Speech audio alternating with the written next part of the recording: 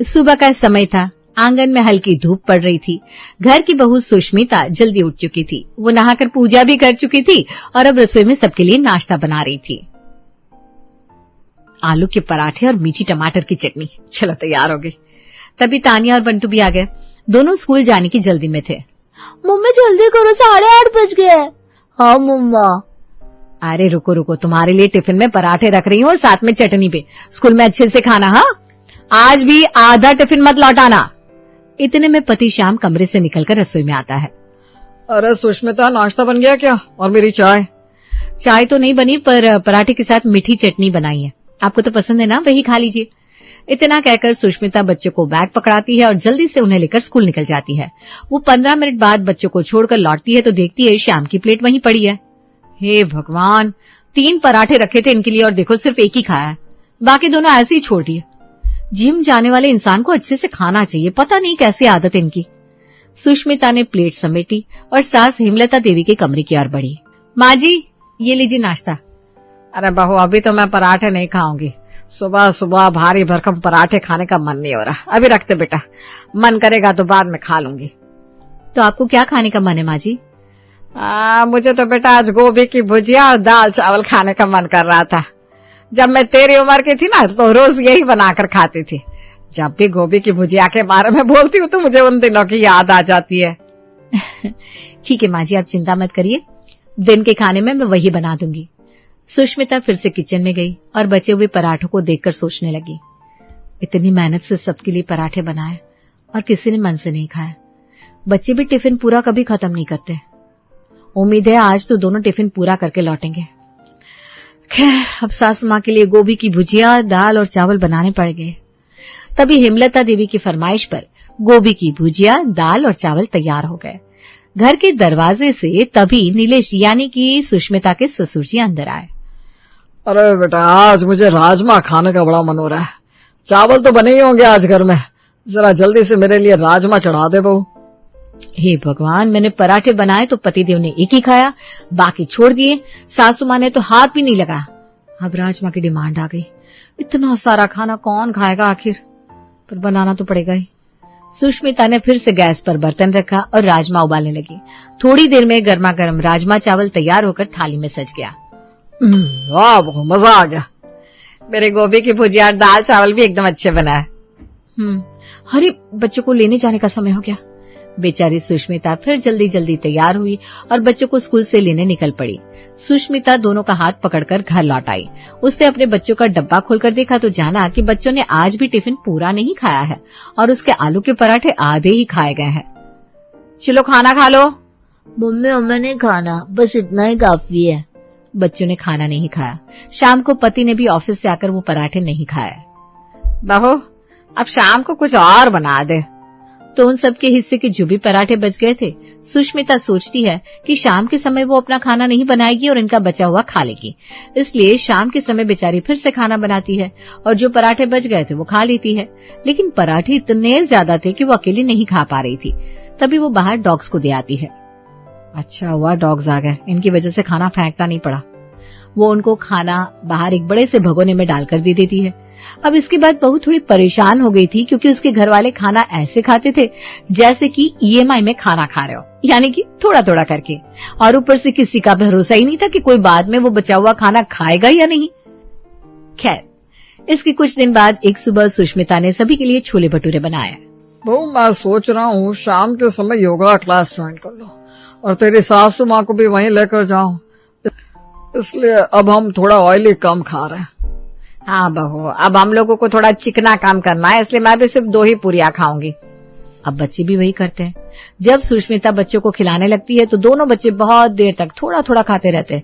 इसलिए वो जबरदस्ती बच्चों को बहला फुसलाकर खिलाने लगती है, लेकिन उसका भी कोई फायदा नहीं होता। इतनी देर में दोनों बच्चों ने सिर्फ आधी आधी पूरियां खाई है। उफ। अच्छा सुष्मिता, मैं जिम जा रहा हूँ अभी, तो ये सब तो नहीं खाऊंगा आज। मेरे लिए स्मूदी और सलाद बना देना, ओके?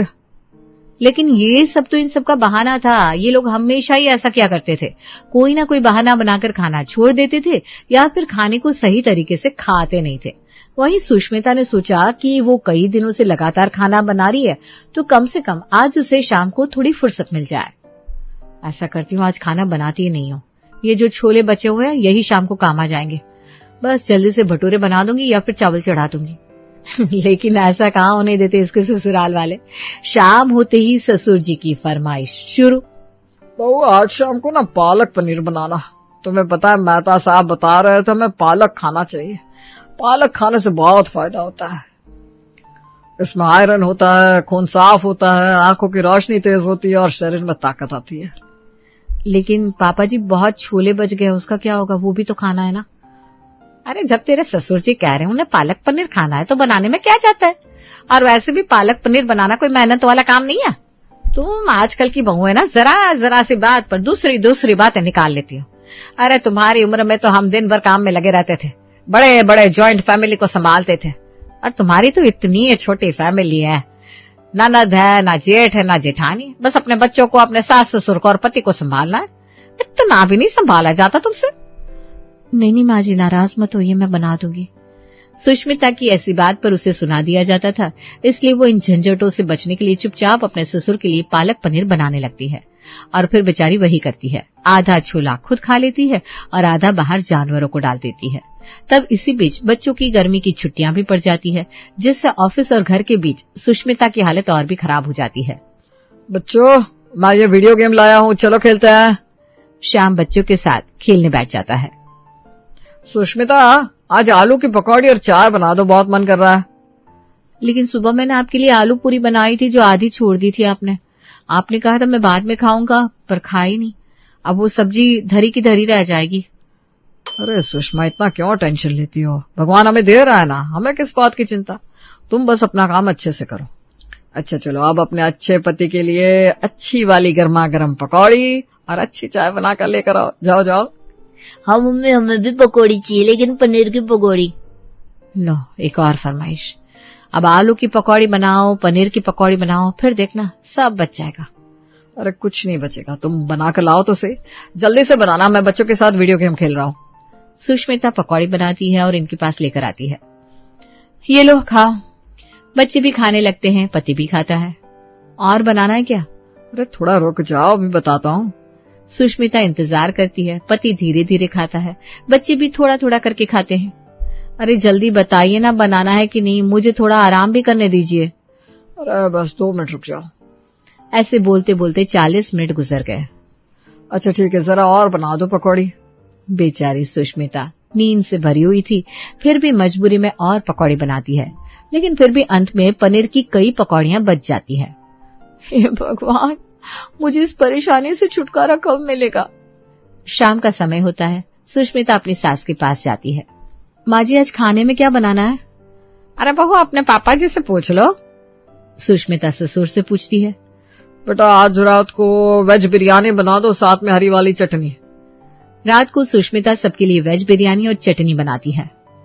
चटनी में मिर्च ज्यादा हो गई है, मैं बस थोड़ा ही खाऊंगा। सुष्मिता इसे रख दो, कल खा लूंगा। मम्मी हम भी कल खाएंगे। हाँ हम भी कल ही खा लेंगे। सुबह होती है। पापा जी नाश्ते में बिरयानी गरम कर दूं ना? अरे नहीं बहू, हम बासी खाना तो नहीं खाते, जल्दी से नमक के पराठे और चाय बना दे। सुष्मिता सबके लिए गर्मा गर्म पराठे और चाय बनाती है। बहू मुझे ना अभी पड़ोसन के घर जाना है, वहाँ आज कीर्तन है ना, इसलिए तो मैं अभी आधा पराठा खा लेती हूँ, बाकी पराठे शाम को ही जाएंगे। हाँ मैं तो बस एक ही पराठा खाऊंगा बहू। वो क्या है ना, आज मुझे पराठे खाने का मन नहीं कर रहा, लेकिन हेमलता कह रही थी उसका मन कर रहा है, तो मैंने कहा चलो खा लेते हैं। वही बच्चे भी हमेशा की तरह बहाने बनाने लगते हैं। मम्मी हमें पास्ता और मैगी चाहिए। मेरे लिए तो 2 पराठे काफी है। वैसे भी मैंने कहा था मुझे पराठे नहीं खाने, ये तो मम्मी पापा का मन था इसलिए खा लिया। सबकी यही लापरवाह आदतें, और बेचारी सुष्मिता का मेहनत का बनाया हुआ खाना रोज फेंकने में जाता था। रात में घर में उस दिन पुलाव और गर्मा गर्म सब्जी बनती है, प्लेटें सजी गई, सब लोग बैठकर खाने लगे, पर फिर वही पुरानी आदत दोहराई गई। EMI की तरह धीरे धीरे सबने थोड़ा थोड़ा खाया और आधा छोड़ भी दिया। भगोने में पुलाव का ढेर रह गया। मम्मी जी देखिए तो इतना पुलाव बच गया है, मैं अकेली खाऊं तो भी खत्म नहीं कर सकती, जानवरों को देने लायक भी बहुत ज्यादा है। अरे बहू रहने दे, तो चिंता मत कर, जितना खाना है खा ले, जानवरों को डालना है तो डाल दे, थोड़ा बचेगा तो हम लोग कल खा लेंगे। इसके थोड़ी देर बाद सुष्मिता अपनी सासू माँ के कमरे में जाती है। मम्मी जी, पिछले कुछ महीनों से खाना बहुत ज्यादा बन रहा है। राशन महीना पूरा होने से पहले ही खत्म हो गया है और राशन लाने के लिए कुछ पैसे भी चाहिए। ये ले बहू, जितना लेना है ले ले, पर अभी हट जा, मेरा फेवरेट सीरियल शुरू होने वाला है, बाद में बात करेंगे। हाँ, मैंने सोचा कि पैसे की बात करूंगी तो सासू माँ सोचेंगी कि खाना को बचाया जाए, लेकिन यहाँ तो सासू माँ को अपने सीरियल की ज्यादा पड़ी है। सुष्मिता को पता था इन सब का बाद कभी आता ही नहीं। वही हेमलता देवी आराम से घंटों सीरियल देखती रही। नीलेश जी सब सुनते रहे, लेकिन वो चुपचाप ऐसे बैठे रहे जैसे कुछ सुना ही ना हो। तभी इसके अगले दिन हेमलता देवी खुद सुष्मिता के पास आई। बेटा ऐसा करो, आज सुबह का खाना मत बनाना, कल बहुत बर्बादी हो गई थी ना, इसलिए आज कुछ हल्का रखेंगे। तू चीला रोटी बना दे सबके लिए, जल्दी भी बन जाएगा और सबका पेट भी भर जाएगा।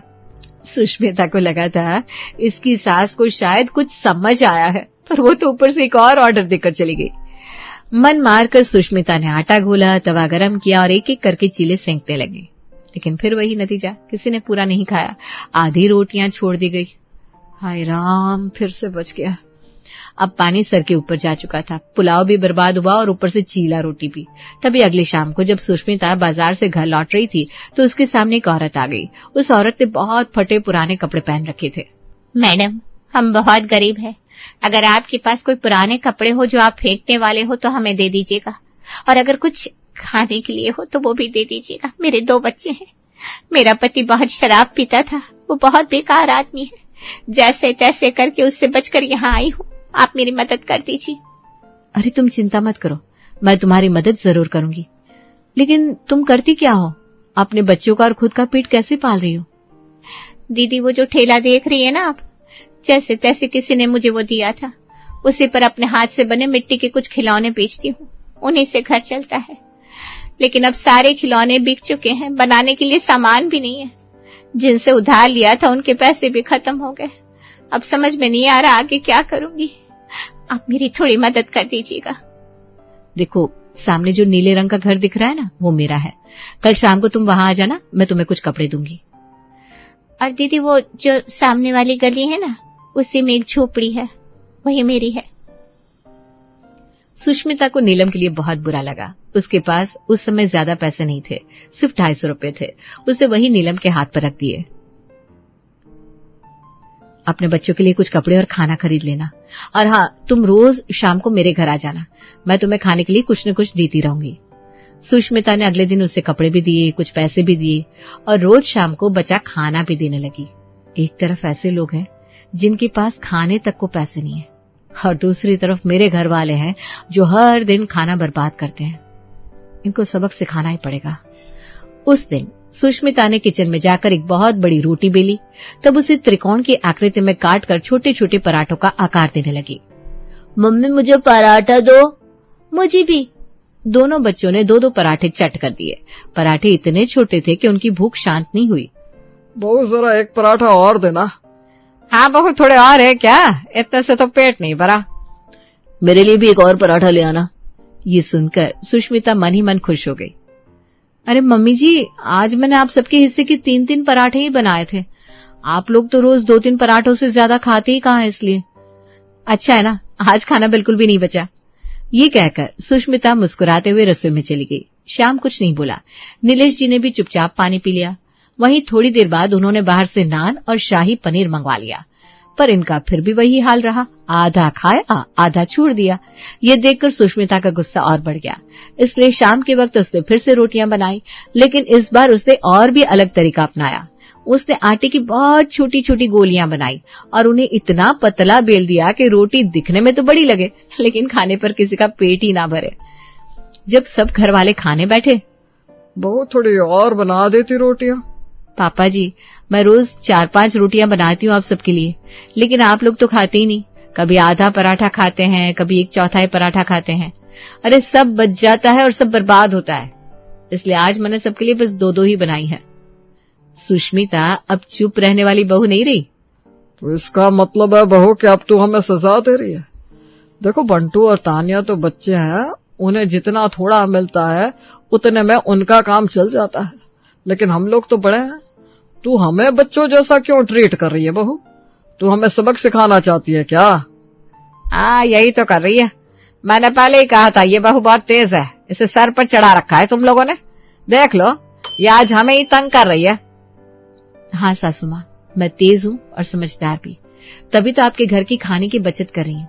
आप लोग जितना खाना आधा अधूरा छोड़कर बर्बाद करते हो ना, उससे घर में बहुत नेगेटिविटी आती है, बरकत नहीं रहती। देखो सुष्मिता, हमें भी समझने की कोशिश करो। हमारी आदत ऐसी है, अगर हम एक बार कोई खाना खा लेते हैं तो दोबारा खाने का मन नहीं करता। हमारे दादा दादी भी ऐसा ही करते थे, हो सकता है यही आदत हम तक आ गई है। पर श्याम, आदतें बदली भी तो जा सकती है ना, आप लोग जरा कोशिश तो करो। अरे वाह, अब हमें सिखाएगी ये लड़की। ठीक है, अगर आप लोग सच में बदलना नहीं चाहते तो मैं भी वही करूंगी जो सही है। सुष्मिता ने अपनी बात पूरी दृढ़ता से रख दी थी और अब घर में नया नियम शुरू हो गया। लीजिए पापा जी आपकी 2 रोटियां, सासू माँ आपके लिए भी 2, पतिदेव आपके हिस्से की 3, बंटू और तानिया तुम दोनों के लिए 1-1 रोटी। सबकी थालियां बराबर बराबर बटी थी, छोटे छोटे हिस्से, छोटी छोटी रोटियां और थोड़ी सी सब्जी। अरे बहू, ये क्या मजाक है, इतनी छोटी छोटी रोटियां? नहीं पापा जी, हद है, हमने तो कभी सोचा भी नहीं था कि बहू हमें भूखा रखेगी। सुष्मिता, ये तरीका ठीक नहीं है। सुष्मिता को घर में ये सब अब लड़ाई झगड़ा ज्यादा अच्छा नहीं लगता, इसलिए वो पहले की तरह खाना बनाने लग जाती है। वहीं इसके ससुराल वाले भी थोड़ा सा सही पूरा पूरा खाना खाने लगते हैं। लेकिन तीसरा दिन आते आते पुरानी आदतें फिर से इन पर हावी हो गई। किसी ने आधी रोटी छोड़ दी, किसी ने सब्जी बचा दी। ठीक है, तो मैं भी बदल जाऊंगी अब। बहू फिर से वही पतली पतली छोटी छोटी और थोड़ी थोड़ी सब्जियां बनाना शुरू करती है। तब एक रात को खाना खाने के बाद सब थक कर लेट गए। लता, बहू नहीं सुधरेगी, छोड़ो अब ये सब। हाँ, खाना आपसे EMI में नहीं खाएंगे हम। तो तुम खा लो मम्मी, ये मेरे सामने रोज रोज खीरा ककड़ी मत रख दिया करो, मुझे नहीं खाना। देख रही है ना मम्मी जी, कैसे ये आपकी जबान बोलने लगा है। इसीलिए कहती हूँ इसके सामने खाने की बुराई मत किया कीजिए। और तू नालायक, ये खीरा ककड़ी नहीं है, तोरे की सब्जी बनाई है, खाया भी नहीं है और बोलने लगता है। इंग्लिश में बोलकर इन्हीं सब्जियों को पिज्जा के ऊपर रखकर पिज्जा पार्लर वाले दे देते, तो जिद करके खानी होती है, और घर पर बना दो तो नहीं खाना। बड़ा आया खीरा ककड़ी रख देती हैं। शांति से पराठे और तोरी की सब्जी खा, सेहत के लिए अच्छा होता है। अरे इतनी जोर से बच्चे से कौन बात करता है बहू, सहम जाएगा मेरा लल्ला। तो आप इसे प्यार से समझाकर खिला दीजिए ना मम्मी जी, तब तक इनका टिफिन पैक कर लेती हूँ मैं। अब मेरे टिफिन में फिर से आलू के पराठे मत देना प्रिया। तुम्हें पता है तुम्हारे इस आलू के चक्कर में ऑफिस में लोग मुझे आलू आलू कहने लगे। आलू का तो कुछ भी मत देना। गीली सब्जी आप ले जाना नहीं चाहते, आलू मुझे देनी नहीं है, तो ठीक है, कल से करेले की सब्जी बना दूंगी या फिर परवल की सूखी सब्जी अभी बना देती हूँ। प्रिया अपने पति के टिफिन के लिए सब्जी बनाने रसोई में जाती है कि दरवाजे पर हाथ में कटोरी लिए विमला पहुंच जाती है। अरे सुषमा, तुम सब खाने पर बैठे हुए हो, अब तुझे लगेगा मैं खाना खाने आ गई, पर ऐसा नहीं है। मैं ना बस दूध लेने आई थी। वो क्या ना, मेरे घर मेहमान आ गए और इनका तो तू जानती है ना, सुबह 4 बजे से चाय पीना शुरू करते हैं, 10 बजे तक दूध ही ख़त्म हो जाती है। दूध होगा क्या? बहन जी, आप दूध लेने के लिए इतनी छोटी सी कटोरी लेकर क्यों आ गई? इतनी सी कटोरी का दूध क्या बिल्ली को पिलाना है? पर बिल्ली तो आपके घर में आ नहीं, आपके घर पर तो अजगर है, अजगर। क्या जी, आप भी बच्चे के सामने भाई साहब को अजगर कह रहे हैं, फिर ये जाकर भाई साहब के सामने बोल देगा तो? अरे विमला, कह तो रही है मेहमानों की चाय के लिए दूध लेना है, पर तुझे अगर दूध लेना है तो तू कटोरी लेकर क्यों आई है? तू भी ना मजाक कर देती है सुषमा। मैं चीनी लेने आई थी, फिर सोचा कि दूध भी ले लेती हूँ। अपनी पड़ोसन की आवाज़ सुनकर प्रिया रसोई से आती है। घर पर जाकर चेक किया कि नहीं आंटी जी, चाय पत्ती तो है ना? पता चला आप चाय बनाने गई और चाय पत्ती ही नहीं मिली। और सिलेंडर, हाँ, कहीं बीच में सिलेंडर खत्म हो गया तो? हाँ बहुरी है ना, बिल्कुल ठीक कह रही है तू। आज के ज़माने की है ना, दिमाग अच्छा चलता है तेरा। पिछले महीने की 1 तारीख को ही ये सिलेंडर लेकर आए थे, पूरे 1.5 महीने होने आ गए। हमारे घर में तो नहाने का पानी बिना गैस पर ही गर्म होता है। अगर चाय बनाते वक्त सिलेंडर ही ख़त्म हो गया तो ना ना ना ना, मेहमानों के सामने इंसल्ट हो जाएगी। एक काम कर बहू, तो चाय बनाकर ही मुझे दे दे, तब तक यहीं बैठती हूँ मैं। विमला आई तो थी गॉसिप करने, और उसे गॉसिप करने का मौका भी मिल जाता है। कैसा सूख गया है बच्चा। क्या प्रिया, ले देकर इतनी मन्नतों के बाद भगवान ने एक लड़का दिया, उसका भी ख्याल नहीं रख पा रही हो तो? जान ही कहाँ है बच्चे के शरीर में, वरना 6-7 साल के बच्चे तो यूं रुष्ट पृष्ट रहते हैं। ऐसी कोई बात नहीं आंटी जी, मैंने डॉक्टर को दिखाया है। उनका कहना है कि बच्चों का मोटा होना ही उनके स्वस्थ होने को नहीं दिखाता, बच्चे पतले होकर भी स्वस्थ हो सकते हैं। और अभी दिव्यांश की हाइट बढ़ रही है ना, इसलिए ज़्यादा पतला लग रहा है। हाँ हाँ, पूरी दुनिया में एक तू ही तो बच्चा पाल रही है ना, हमने तो बच्चे पाले ही नहीं। और आजकल ना ये हर छोटी प्रॉब्लम में डॉक्टर के पास जाना मुझे तो समझ में नहीं आता भाई। इन डॉक्टरों को क्या समझ में आता है, 2 किताबें पढ़ ली और दवा थमा दी हाथों में। दवा खाकर कभी बच्चों का शरीर लगाए क्या जो अब लग जाएगा? सब कमाए के चौंचले हैं। हमारी नानी दादियों ने ऐसे ही बच्चे पाल दिए थे क्या? ये बात तो है भाभी, भले ही हमारी माँ दादियाँ पढ़ी लिखी नहीं थी, पर घरेलू नुस्खों से ही सारी बीमारियाँ छू मंतर कर देती थी। बचपन में मैं जब भी खाना खाने में आनाकानी करता था तो मेरी माँ चावल और दाल को मिलाकर लड्डू बनाकर खेल खेल में मुझे खिला देती। वही ना, और बच्चे खाने में नखरे कब करने लगते हैं? ये 14-15 साल के होने के बाद दोस्तों की संगति में। पर दिव्यांश की उम्र में थोड़ी ना नखरे होते हैं। मेरा भी पोता है, ये दगड़ दगड़ खाता है और गोल मटोल लगता है। ये कांगरी पहलवान से बच्चे किसे ही प्यारे लगते हैं। पर आजकल की माएँ तो जिम वाली माएँ हो गई है भाई, खुद भी पतली रहती है, बच्चों को भी पतले रखती हैं। देख कर लगता है डंडे पर कपड़े सुखा दिए हो किसी ने, एक रोटी देकर बिठा दिया बच्चे को। बोलो ऐसे बच्चे का शरीर कैसे लगेगा सुषमा? अब इसमें मैं क्या करूँ विमला, इसकी माँ सब्जियाँ ही ऐसी बनाती है कि बच्चे को स्वादिष्ट नहीं लगता। कारण की बिना यही हरकतें थी, सब्जियाँ खाना ही नहीं चाहता था। फिर मैं चूहा बिल्ली बन बन कर इसे खाना खिलाती थी। पर आजकल की माओ को फुर्सत कहाँ है, अगर बच्चे में ही लगी रहेगी तो फिर किट्टी पार्टी कौन जाएगा? गुस्से में रसोई से प्रिया 2 और पराठे लाकर दिव्यांश के सामने रख देती है। तुम्हें चीनी की रोटियां पसंद है ना, चीनी डालकर पराठे बनाए स्पेशली तुम्हारे लिए। ये दोनों पराठे फिनिश होने चाहिए, उसके बाद ही तुम स्कूल जाओगे। ऐसा कौन करता है बहू, इतने छोटे बच्चे को इतना सारा खाना दे दोगी तो उल्टी करके ही बाहर निकाल देगा। कम देती हूँ तो पड़ोसी कहते हैं कम दे दिया, बच्चे को खिलाना नहीं चाहती, कैसी माँ है। अब ज्यादा रोटी दे दी तो आपको लग रहा है कि मैं ज्यादा खिलाकर इसकी तबीयत खराब कर दूंगी। तो फिर आप दोनों ही मिलकर डिसाइड कर लीजिए कि क्या देना सही रहेगा दिव्यांश को और कितना। अरे विमला आंटी, आपके घर पर तो मेहमान आए हुए थे ना, मेहमान को छोड़कर इतनी देर किसी और के घर पर बैठना अच्छा नहीं लगता। आपको अब जाना चाहिए, ऐसा आपको नहीं लगता? बेचारी प्रिया दिव्यांश के फूड हैबिट्स को लेकर हर वक्त कोई ना कोई उसे 4 बातें सुना देता था। अब कोई माँ कभी किसी बच्चे का बुरा करना चाहेगी क्या? पर ये ना खुद के परिवार वाले समझते हैं ना आसपास वाले। ऐसे ही अपना दुखड़ा बयां करती हुई प्रिया अपनी फ्रेंड से बातें कर रही थी। अरे सबके घर का यही है यार, मेरा बच्चा तो मुझे लगता ही नहीं कि मेरा है। 2 मिनट उसे बाहर ले जाऊं तो मेरी सास कहती है मैं उसे धूप लगा दूंगी, काला कर दूंगी। खेलने के लिए जमीन पर उतार दिया तो कहती है ठंड लगवाना चाहती है बच्ची को, तुम्हें बच्चा पालना ही नहीं आता, तुम बच्चा पालना ही नहीं चाहती। अरे दिन भर ना सिर्फ ताने ही ताने सुनती रहती हूँ। कभी कभी लगता है बीबी करना ही नहीं चाहिए था। और पता है अब क्या कह रही है, दूसरा बच्चा कर लो। अरे भाभी मजाक है क्या? एक तो पहली बार माँ बनी हुई है, ये डाइजेस्ट नहीं हो रहा है, दूसरा बच्चा। मतलब इसका कोई सोल्यूशन नहीं है? सोल्यूशन तो ऐसे हर प्रॉब्लम का होता है, पर फिलहाल मैं खुद इतनी परेशान हूँ कि मेरे दिमाग में कोई आइडिया ही नहीं आ रहा। ऊपर से मेरी जेठानी के बेटे के स्कूल में पेरेंट्स टीचर मीटिंग है। अब जेठानी चली जाएगी वहाँ और मुझे मेरी सास के साथ अकेला रहना पड़ेगा। अरे बहन, तेरी जेठानी के लड़के के साथ ही तो दिव्यांश पढ़ता है। दिव्यांश की भी तो पेरेंट्स टीचर मीटिंग है आज। शिट यार, मैं कैसे भूल गई। तू फोन रख, मुझे तैयारी करनी है। इतने तानों के बीच में प्रिया यही भूल गई थी कि उसके बेटे की पेरेंट्स टीचर मीटिंग है। भागती हुई प्रिया स्कूल पहुंचती है, जहां टीचर भी प्रिया को डांट लगा देती है। आई नो, आजकल की औरतें सिर्फ एक रिस्पॉन्सिबिलिटी की तरह माँ बन जाती है, उसके बाद बच्चों की केयर ही नहीं करना चाहती। आप ये कैसे कह सकती हैं मैम? मैंने कोई फैमिली प्रेशर में बच्चा नहीं किया था, सोच समझकर अपने दिव्यांश को प्लान किया था। किसी भी चीज में पीछे है क्या मेरा बेटा? वही तो मिसेस प्रिया, सिर्फ पढ़ाई में तेज होना सब नहीं होता।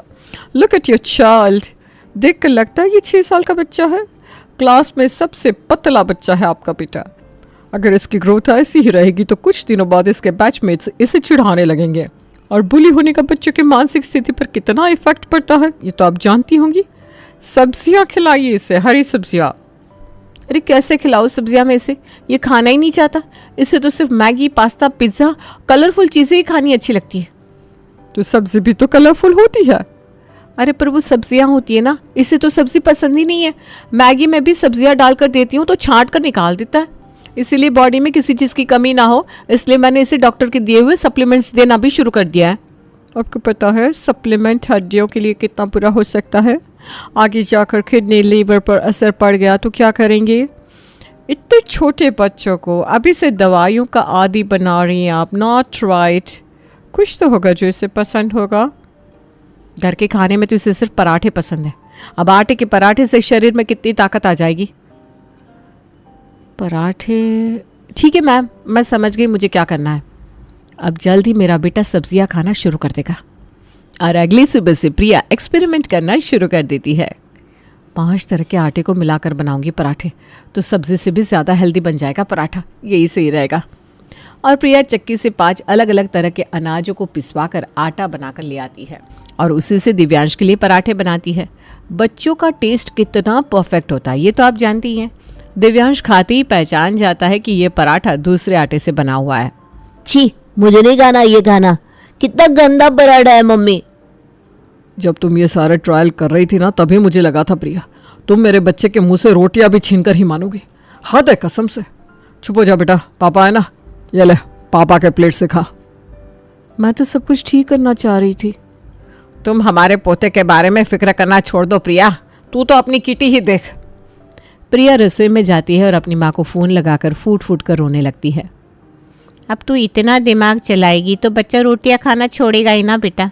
ऐसे थोड़ी ना बच्चों का स्वाद बदला जाता है। बचपन में तू भी कम शैतान नहीं थी, तुझे सिर्फ और सिर्फ अपनी ताई के हाथों का खाना पसंद था।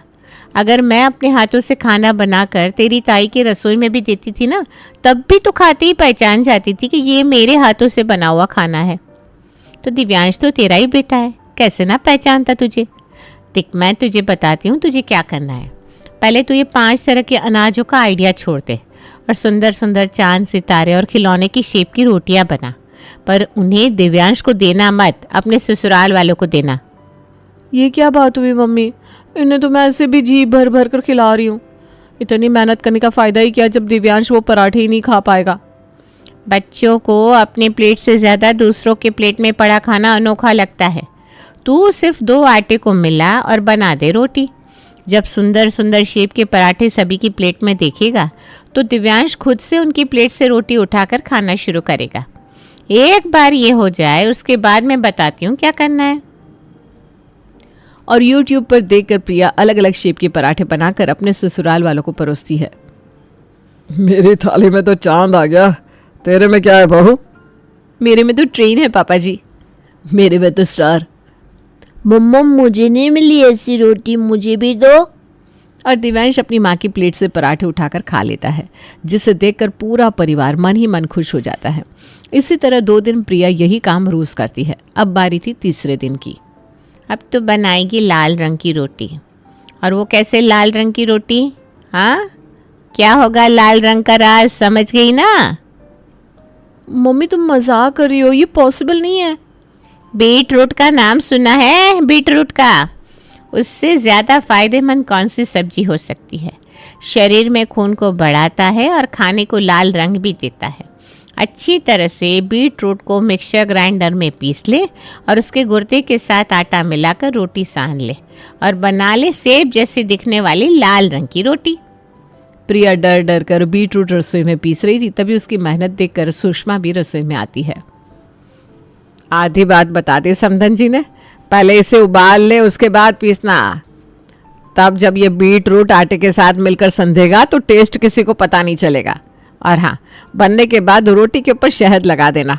मीठी रोटियां ऐसे भी बहुत पसंद है दिव्यांश को। थैंक यू मम्मी जी। हाँ हाँ ठीक है ठीक है। और हाँ, उस दिन के लिए मैं भी तेरे से माफ़ी मांगती हूँ। वो विमला आकर पता नहीं मेरे दिमाग में क्या भर देती है। तू तो पूरी कोशिश कर रही है दिव्यांश को खिलाने की। मैं क्या कह रही थी, अगर लाल रंग की रोटी बनी रही है तो पपीते के साथ मिलाकर पीले रंग का आम भी तैयार कर लेते हैं, या फिर पीले रंग का सूरज। तभी रसोई में आता है करण। ऐसे तो शरीर के लिए पालक और मेथी भी बड़ी अच्छी होती है मम्मी, हरे रंग की रोटी बुरी नहीं रहेगी। अरे वाह, हमारी रसोई में आज रंग बिरंगी रोटियां बन रही है। पहले बन तो जाए पापा जी, और सिर्फ बनने से नहीं होगा, आपका पोता उसे खा ले तब तो बात बने। अरे ऐसे कैसे नहीं खाएगा, तो बना तो। प्रिया अपनी सास के साथ मिलकर रंग बिरंगी रोटियां बनानी शुरू कर देती है और बाहर महेश अपने पोते के साथ खेलना। पापा, आपने कभी सूरज खाया है? हाँ बेटा, बहुत बार खाया है। मजाक मत कीजिए पापा, आप कहाँ से सूरज खा लोगे? रोज तो खा रहे हैं पापा। ऐसा सूरज नहीं, पीले रंग का, चमकदार। ऐसा सूरज दादू ने खाया है, दादू मुझे भी खिलाओ ना। पर उस सूरज को घर पर लाने का तरीका सिर्फ और सिर्फ तेरी माँ जानती है। हमारी रसोई में दरवाज़ा है जहाँ से तेरी माँ किसी भी चीज़ को खाने का डिश बनाकर अंदर ला सकती है। मम्मा जादू करना जानती है, मुझे पता है। मैं जब भी रात को उठता हूँ मम्मा मुझे बड़ी बड़ी आंखें करके देखती है और मुझे ना तुरंत नींद आ जाती है। मम्मी का जादू। यहाँ दिव्यांश के मन में उसके पापा और दादाजी सूरज, चांद, सितारों का कॉन्सेप्ट डाल रहे थे, तो वहाँ रसोई में प्रिया रंग बिरंगी रोटियां तैयार कर लेती है। ये देख दिव्यांश, तेरी माँ क्या लेकर आई। ये सब मेरे है, मैं खाऊंगा। और क्या था, प्यारी प्यारी कहानियों के साथ दिव्यांश रंग बिरंगी रोटियों के माध्यम से सब्जियां खाना शुरू कर देता है। अब दिव्यांश के मुंह में सब्जी का टेस्ट आ चुका था। सभी खाने के टेबल पर बैठे सब्जी रोटी खा रहे थे और दिव्यांश रंग बिरंगी रोटियां। तभी विमला पतीला लिए आती है। अरे सुषमा, फिर से देख मैं खाने के वक्त ही आ गई। सॉरी, वो ना मेरे घर पर आलू खत्म हो गया तो वही लेने आ गई। आलू पतीले में? अब पतीले में तो चावल लूँगी ना। बहुत ज़रा पतीले में चावल दे, तब तक मैं सुषमा से बात कर लेती हूँ। और विमला सभी के साथ खाने के टेबल पर बैठ जाती है। इतना बिगाड़ेगी दिव्यांश को तो आगे जाकर तुझ पर ही भारी है बेटा। रंग बिरंगी रोटियां कौन करता है अपने बच्चों के लिए? मेरा पोता तो खुद से चाय बनाना भी सीख गया। बोलो, मेरी बहू तो उसे खाना परोस कर भी नहीं देती कि भाई अपना हाथ चलाओ और खुद खाना लेकर खाओ। आपको शांति नहीं है ना आंटी जी, कसम से। विमला की तो आदत थी दूसरों के घर में आग लगाने की, जो हर बार सुषमा सुनकर ले लेती थी, पर आज सुषमा नहीं सुनती। मेरा पोता, मेरी बहू, मेरे घर का राशन और मेरे घर की सब्जी, तुझे दिक्कत क्या है विमला? देखा जाए तो तेरा पोता हमारे घर का खाना खाकर ही तो मोटा हुआ जा रहा है, क्योंकि महीने के 15 दिन तो राशन लेने तो हमारे घर आती है। तेरा बेटा तुझसे बात करना चाहता ही नहीं, ना ही तेरी बहू। इसीलिए तो अकेले बैठे बैठे तू खुद के दिमाग में खिचड़ी पकाती है और वो खिचड़ी आकर हमारे घर में फैलाकर चली जाती है। अरे भाई, नहीं सुनिया में तेरी। मेरी बहू का मन, वो अपने बेटे के लिए कुछ भी बनाए, कुछ भी खिलाए। बहुत बोल लिया सुषमा जी आपने, अब चुप हो जाइए। नहीं जी, आज मुझे बोलने दीजिए। इसकी सुन सुनकर मैं हर बार प्रिया को 4 बातें सुना देती हूँ, जबकि बेचारी की गलती भी नहीं होती। इसका पतीला इसे खाली ही वापस कर दे बहू, और अब से हमारे घर से इसके घर पर कोई राशन नहीं जाएगा। अरे मैं तो मजाक कर रही थी सुषमा, तू ना बेकार में नाराज हो गई। अरे रंग बिरंगी रोटियां तो खानी चाहिए। आलू और चावल नहीं दे रही तो मेरे लिए 2 रंग बिरंगी रोटियां ही पैक कर दे। हैं,